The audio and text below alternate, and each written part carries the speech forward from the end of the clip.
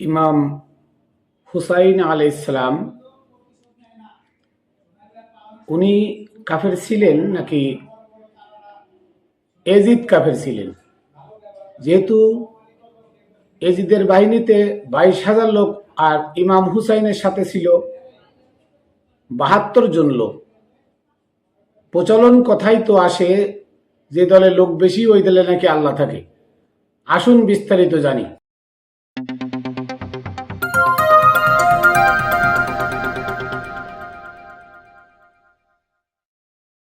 বিসমিল্লাহির রহমানির রহিম। আসসালাতু ওয়াসসালামু আলা সাইয়্যিদিল মুরসালিন ওয়া আলিহি ওয়া আসহাবিহি আজমাইন। আসসালাতু ওয়াসসালামু আলাইকা ইয়া বাবা শাহ আলী বগদাদি রহমতুল্লাহ আলাইহি, তোমার পাক দরবারে সালাম ও কদম বসি। আসসালাতু ওয়াসসালামু আলাইকা ইয়া মুর্শিদি মানিক চান শাহ রহমতুল্লাহ আলাইহি, তোমার পাক কদমে আদমের সালাম বসি। প্রিয় বন্ধুরা, দেশে ও প্রবাসে যারা যেখানে আছেন সকলকে জানাই আমি Mainul Kabir Khatune Jannat TV YouTube channel, Facebook page ও রামবেলের পক্ষ থেকে সকলকে শুভেচ্ছা ও অভিনন্দন।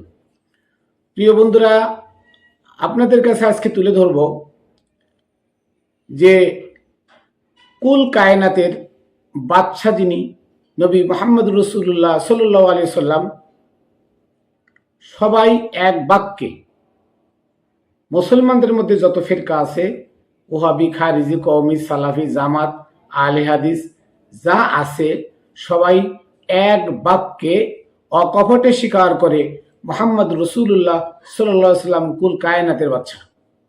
এটা কিন্তু সবাই স্বীকার করে এবং তার উপরে প্রেরিত আসমানি কিতাব কুরআন এটাও স্বীকার করে।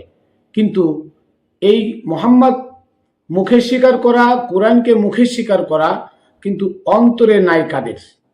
আজকে এই সম্পর্কে আপনাদের সামনে আমি তুলে ধরব। পবিত্র কোরআনে আল্লাহ তাআলা বলেন, ওয়াতাসিমু বিহাবলিল্লাহি জামিআ ওয়ালা তাফাররাকু, যে তোমরা আমার এই রজ্জুকে দৃঢ়ভাবে ধারণ করো, একতাবদ্ধ হয়ে, তোমরা দলে দলে পৃথক হয়েও না। এখন আমরা আসি যে আজকে কিছু লোক তারা ইমাম হুসাইনের প্রেমিক, যারা আহলে বায়াতের প্রেমিক, তাদেরকে গালি দেয় কাফের, ভণ্ড, প্রতারক, মুশরিক, মাজার পূজারী।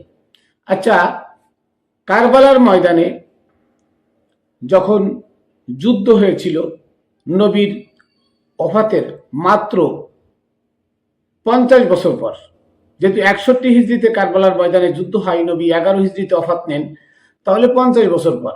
তো নবীর ওফাতের 50 বছর পর যারা নবীর কাছে 20 বছর বয়সে, 16 বছর বয়সে বায়াত গ্রহণ করেছিলেন, তারা 70-75 বছর বয়সে কারবালার যুদ্ধে হুসাইন আলাইহিস সালামের সঙ্গে তারা যুদ্ধ না করে, মুহাম্মদ সাল্লাল্লাহু আলাইহি ওয়াসাল্লামের নাতি হুসাইনের সাথে না থেকে নবীর কাছে বায়াত গ্রহণ করে ইসলাম গ্রহণ করা 9000 সাহাবী সশরীরে ইমাম হুসাইনের বিরুদ্ধে যুদ্ধ করে এজিদের পক্ষ নিয়ে।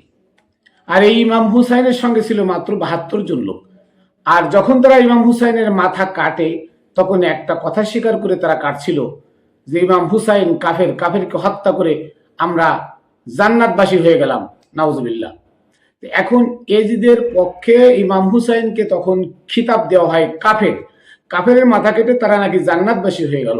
আচ্ছা বলেন তো, যে আমার মাওলা হুসাইন আলাইহিস সালাম, উনি নবীর দহিত্র, উনি কি জীবনে মিথ্যা কথা বলেছেন? উনি কি জীবনে সুদ ঘুষ খেয়েছেন? উনি কি জীবনে ছগলখুরি করেছেন? উনি কি জীবনে ধর্ম ব্যবসা করে খেয়েছেন? উনি কি জীবনে দুনিয়ার ভরে লোভ করেছেন? উনি নবীর আদর্শে আদর্শিত, উনি নবীর আদর্শে আদর্শিত। ওনার নূর আর আমার নবীর নূর একই নূরে পয়দা, 5 জন পাক পাঞ্জাতন, এই 5টা পবিত্র দেহ একই নূরে পয়দা। মাওলা আলী, হাসান, হুসাইন, মা ফাতেমা ও আমার নবী সাল্লাল্লাহু আলাইহি সাল্লাম, এই 5 জন যদি একই নূরে পয়দা হয়ে থাকে, অবশ্য সারা দুনিয়ার মুসলমানরা এই 5 জনের একজনকে স্বীকার করে অকপটে, সেটা হচ্ছে আমার নবী মুহাম্মদ সাল্লাল্লাহু আলাইহি ওয়াসাল্লামকে স্বীকার করে। আর কুরআন বলছে এই 5 জনের কথা। সূরা জুমারের 33 নম্বর আয়াতে আল্লাহ বলেন, ওয়াজাউকা বিসিদকি ওয়াসাদদাকা বিহি উলাইকা হুমুল মুত্তাকুন, যারা সত্য নিয়ে এসেছে, সত্যকে সত্য বলে স্বীকার করেছে, তারাই হচ্ছে মুত্তাকি। তারা কারা?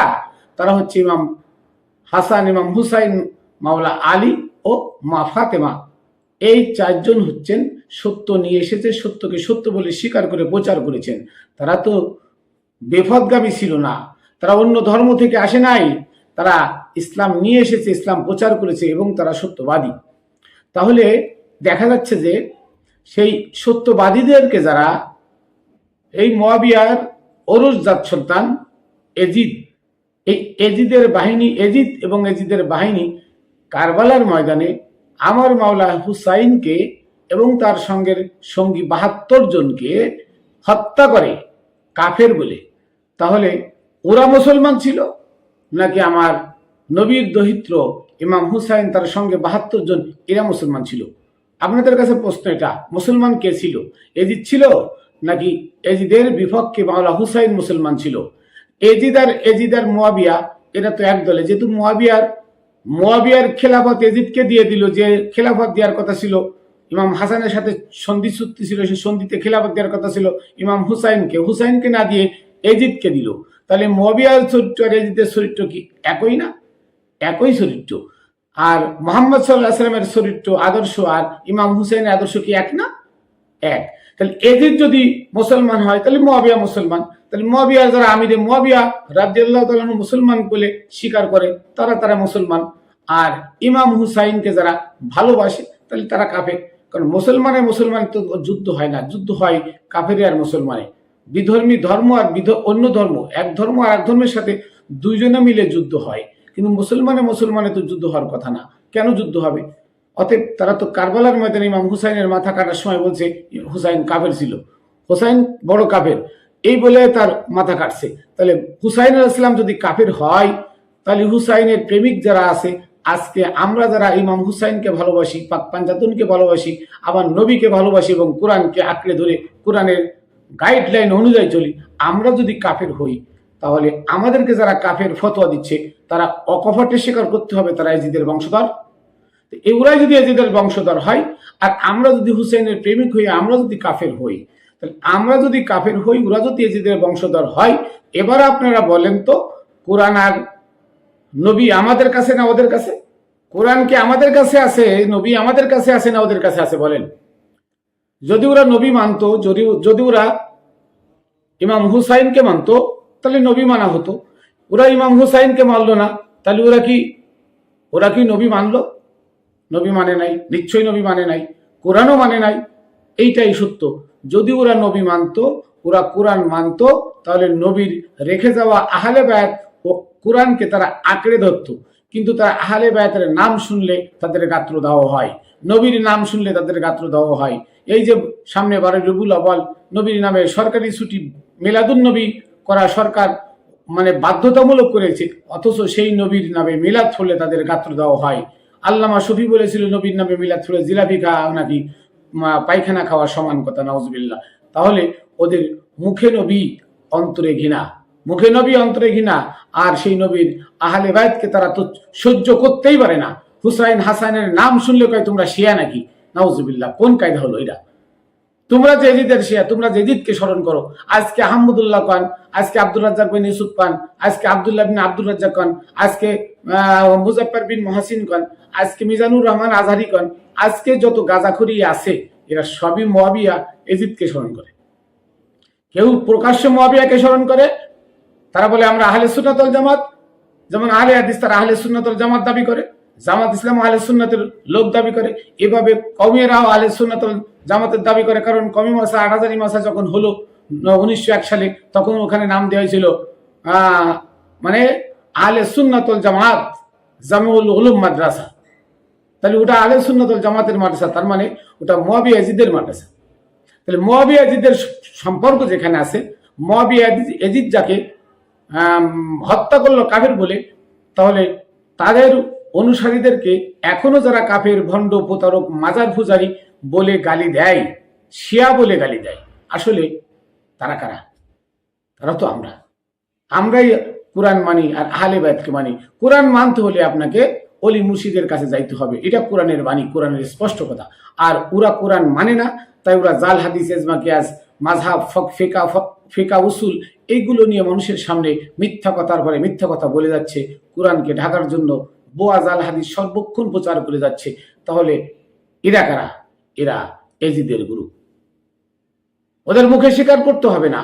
ওদের যত কর্মকাণ্ড আছে আপনার বিশ্লেষণ করেন, যে ইমাম হুসাইনকে যদি এজিদের গ্রুপ বা 20,000 লোক কারবালার ময়দানে কাফের বলে ফতোয়া দিয়ে হত্যা করতে পারে, তার সঙ্গে 72 জনকে, ইমাম হুসাইন ছিলেন নবীর আদর্শে আদর্শিত। নবীর আদর্শে আদর্শিত, নবীর আদর্শে আদর্শিত যিনি, তিনিই তো নবী প্রেমিক। আর নবীর আদর্শের উল্টা যে, তারা হচ্ছে ইবলিসের প্রেমিক। তারা হল ইবলিস। আর এই মুয়াবিয়া এবং তার ছেলে এজিদ, মদ্যপায়ী এজিদ, এই বদমাইশ মুয়াবিয়া এবং বদমাইশ এজিদের আজকে যারা প্রেমিক আছে বাংলাদেশে, তারাই যে অলিয়া উলিয়ার রওজা ভাঙ্গে, অলিদের আঘাত করে। এদেশে অথচ ইসলাম এনেছিল কারা? কোন এজিদের বাহিনী এদেশে ইসলাম আনে নাই। এদেশে ইসলাম এনেছিল কারা? সেই নবী প্রেমিকরা, নবীর আহলে বায়তের প্রেমিকরা, অলিয়া উলিয়াগণ এদেশ ইসলাম এনেছিল। আর যে ইসলামে আজকে আমরা দীক্ষিত হয়ে আজকে এজিদের কয়েকখানা ইতিহাস বই পড়ে এজিদকে রহমতুল্লাহ আলাই বলে অকপটে স্বীকার করছি আমরা, এজিদ রহমতুল্লাহ আলাই। আর তারাই আমাদেরকে গালি দেয়, তোমরা ভণ্ড, প্রতারক, মাজার পূজারী, তোমরা কাফের। আমরা কাফের যদি হই, আমরা ইমাম হুসাইনকে ভালোবেসে কাফের যদি হই, তাতে কোনো দোষ নাই, কোনো অসুবিধা নাই। আমরা খুব খুশি। ওই দিন যদি ইমাম হুসাইন নবীর আদর্শে আদর্শিত হয়ে কারবালার ময়দানে ওই এজিদের কাছে মাথা দিয়ে কাফের খেতাব নিতে পারে, আমিও মাথা দিয়ে ইমাম হুসাইনের মতো নবীর আদর্শে আদর্শিত হয়ে ইমাম হুসাইনের মতো আমিও আমার মাথা দিয়ে কাফের ফতোয়া নিতে আমার কোনো অসুবিধা নাই। আজকে দেখেন ফেনীতে একটা মাজার ফানিতে মানে ডোবে নাই, রাস্তা 4 ফিট উঁচু, মাজারটা 4 ফিট নিচে, অথচ রাস্তার সমান মাজারের জায়গা দখল করে মসজিদ বানাইছে, মসজিদের মধ্যে পানি উঠে গেছে। আপনারা দেখেন হজরতে রকনুদ্দিন শাহ রহমতুল্লাহ মাজার, 360 জন অলির একজন, হজরতে নাসিরউদ্দিন সিফা সালারের মোড়ার বনে পানি উঠে গেছে, দেখেন ঘর বাড়ি তলায় গেছে, অথচ মাজারে 1 ফোঁটা পানি ওঠে নাই। এখন দেখেন আপনারা মাজারে পানি ওঠে নাই। তাহলে এই মাজার পূজারীরা কারা? এই মাজার কাদের? তারা হচ্ছে হুসাইনের প্রেমিক। তারা হুসাইনের প্রেমিক। এই হুসাইনের প্রেমিকদেরকে যারা এখন কাফের বলে গালি দেয়, তারা কাফের না হুসাইনের প্রেমিকরা কাফের? বিবেচনা আপনাদের কাছে রেখে গেলাম যে হুসাইন কাফের না এজিদ কাফের। যদি এজিদ কাফের হয় তাহলে মুয়াবিয়া, এজিদ, আবু বকর, ওমর, উসমান এরা একই দলের প্রতীক, এরা একই সিলসিলায় ছিল। নবী এন্টি, নবীর আহলে বায়াত এন্টি, কোরআনের এন্টি। তারা আজকে লাখ লাখ জাল হাদিস বানায়, এজমা, কিয়াস, ফিকা, উসুল, মাযহাব কত কিছু বানায় কোরআনের বিপক্ষে, কোরআনের আয়াত, সূরা কিরাত পড়ে নামাজের মধ্যে, বাট তারা বাইরে প্রচার করে না, কোনো ওয়াজ মাহফিলে কোরআনের একটা আয়াত প্রচার করে না, শুধু জাল হাদিস, এজমা, কিয়াস, ফতোয়া, কিসসা কাহিনী দিয়ে 50,000 টাকা সেন্টে বান্ডিল নিয়ে যায় মিজানুর রহমান আজারি, ও ইনায়েতুল্লাহ আব্বাসী, এই যে বড় বড় বক্তারা, হেলিকপ্টার বক্তারা ওয়াজ করে টাকা নিয়ে চলে যায়, কিচ্ছা কাহিনী আর গান, হ্যাঁ, এই লাফালাফি ফালাফালি করে টাকা নিয়ে যায়। মানুষকে কি শোনায়, কি দেয়? কিছু দিতে পারে না। এজিদের সেই কিচ্ছা কাহিনী ছাড়া আর কিছু দিতে পারে না। তাই আজকে আমি দুঃখের সাথে বলতে চাই যে সেদিন কারবালার ময়দানে এজিদের বাহিনী ইমাম হুসাইনকে যদি কাফের ফতোয়া দিয়ে থাকে, তাহলে আজকে যারা এজিদকে অকপটে স্বীকার করছে, এজিদ নাকি মুসলমান ছিল, আজকে তার ওরস সন্তানরা, ওরস জাত সন্তানরা তারা কাফের নাকি ইমাম হুসাইনের প্রেমিকরা কাফের? বিবেচনা আপনাদের কাছে। আপনারা বলবেন না, ফতোয়া আপনারা দিবেন। আজকে এই দেশে আমরা বাস করি, বৈষম্যহীন যত অলি ছিল, সহস্রাধিক অলি এদেশে একের পর এক অলি চলে আসছে, তারা সব বৈষম্যহীন ছিল। আর এই এজিদের বাচ্চারা, এজিদের গ্রুপ, এজিদের জারস সন্তানেরা এরা বৈষম্যবাদ কায়েম করতে চায়। প্রতিনিয়ত মাজার ভাঙছে, অথচ মাজারের টাকায় মাদ্রাসা মসজিদ চলে। মাজারের টাকায় তোদের মাদ্রাসায় চাকরি হচ্ছে, মসজিদে চাকরি করছো মাজারের টাকা দিয়ে। আজকে সেই মাজারের পরে তোরা আঘাত করো, মাজার ভাঙবো, কি হয়? অলিদের মাজার ভেঙে ফেললে কি হবে? মোহাম্মদ বিন আব্দুল নজদির গ্রুপ তো ভেঙেছিল কারবালায়, ইমাম হুসাইনের রওজা ভেঙেছিল। জান্নাতুল বাকিতে মা ফাতেমা, খাদিজাতুল কুবরা, ইমাম হাসানের রওজা ভেঙেছিল। কই কি হয়েছে? ভেঙে কি হয়েছে? তোরা কি ইসলামকে প্রকাশ করতে পারছো? এটা ভেঙে কারবালার সেই ইতিহাস আবার জাগ্রত করে দিলি ঘুমন্ত মুসলমানদের অন্তরে। কি যারা কারবালার ময়দানে ইমাম হুসাইনকে কাফের বলে ফতোয়া দেয়, তারা আজ এই ইমাম হুসাইনের অরসজাত যারা, ইমাম হুসাইনের প্রেমিক যারা, আজকে তারা তাদের মাজার ভাঙছে। অতএব এই গ্রুপ, এজিদের গ্রুপ, এই এজিদের গ্রুপের পিছনে যে চলবে সেও এজিদ। আপনারা মনে করে রাখেন যে এজিদ কখনো মুসলমান ছিল না, মুসলমান ছিল না, মুসলমান ছিল না, তার প্রেমিকরা কখনো মুসলমান হতে পারে না। আমরা ইমাম হুসাইনের ওরস, ইমাম হুসাইনের অংশীদার, ইমাম হুসাইনের আহলে বায়তের প্রেমিক, আমরা তার গোলামের গোলাম, আমরা তাকে স্মরণ করি, তার মাধ্যমে আমরা নবীর আদর্শকে নিজের মধ্যে সেট করে আমরা হুসাইনি প্রেমিক। তাই আজকে এজিদের দলেরা আমাদেরকে কাফের ফতোয়া দেয়, মাজার পূজারি বলে গালি দেয়। আমরা মাজার পূজারি, এতে আলহামদুলিল্লাহ, মাজার পূজাই আমাদের কাম্য, মাজার পূজাই আমাদের আকীদা, মাজার পূজার মিশন ভীষণই আমাদের। আমরা মাজার পূজা করি আল্লাহকে পাই। তোরা এজিদের পূজা করে কবে পাইছিস আল্লাহরে দেখা? পদ্মার ভাঙ্গনে হাজার হাজার মসজিদ বিলীন হয়ে গেল। ও মাজার মসজিদ পূজারীরা, তোমাদের একটা মসজিদ তো আল্লাহ বাঁচাইতে পারলো না। কিন্তু ঠিকই জান শরীফ বাবার রওজার কাছে গিয়ে পদ্মা থেমে যায়, পদ্মার ক্ষমতা ওইখানে শেষ, পদ্মার আর ক্ষমতা নাই জান শরীফের রওজা ভেঙে নেওয়া। এটাই হচ্ছে ওলিদের কেরামতি, এটাই হচ্ছে হুসাইনের প্রেমিকদের কেরামতি, এটাই হচ্ছে হুসাইনের প্রেমিকদের আধ্যাত্মবাদ। খাজা মঈনুদ্দিন চিশতি রহমতুল্লাহ আলাইহি এই ভারতবর্ষের 3 কোটি হিন্দু, তার ভিতরে 1 কোটি একাই মুসলমান বানাইছিল। কি দিয়ে? তার আধ্যাত্মবাদ দিয়ে, হুসাইনের সে আদর্শ দিয়ে, হুসাইনের প্রেম ভালোবাসা দিয়ে, আল কুরআনের সেই গাইডলাইন দেখায়। আর বৈষম্যহীন চরিত্রকে, বৈষম্যহীন আদর্শকে মানুষের সামনে ফুটায়, নবীর আদর্শ মানুষের সামনে তুলে ধরে হাজার হাজার মানুষ, না কোটি কোটি মানুষ তিনি কি করেছিলেন? আত্মসমর্পণ করাইছিলেন। আর আজকে তাবলিগালারা ফতোয়া দেয় মসজিদে, যে মসজিদে যারা নামাজ পড়ে তাবলিগালারা ইমানদার আর সব বেঈমানি, বেঈমান। এ তো তাবলিগালারা কয়, কই খারিজালারা তার বিরুদ্ধে ফতোয়া দেয় না। তারা মন গড়া কথাবার্তা বলে, কোরআনের যেটা নাই, কই তার বিরুদ্ধে ফতোয়া দেয় না। কিন্তু আমরা হুসাইনি প্রেমিকরা যখন কোরআন থেকে সত্য কথা বলি, তখন আমাদেরকে ফতোয়া দেয়, ওরা ভুল ব্যাখ্যা দিচ্ছে, ওরা কাফের। তা শুন, আমরা এজিদ চিনেনি। কারা এজিদ? ইমাম হুসাইনের বিপক্ষে যারা কারবালায় ছিল, আজও যারা ইমাম হুসাইনের বিপক্ষে এজিদের প্রশংসা করে, এই আহমদুল্লাহ বদমায়েশ, আব্দুল ওয়াহাব নজদির মানে অন্যতম আদর্শে আদর্শিত এই আলে হাদিস, সালাফি, তাবলিগ, এরপরে জামাত ইসলাম, হেফাজত ইসলাম, কওমি, খারিজি, 72টা গ্রুপ যা আছে সবগুলোই সেই এজিদের উত্তরসূরি। এদেরকে বয়কট করুন, অন্যথায় ইমান নিয়ে বাঁচা খুব কঠিন হয়ে যাবে।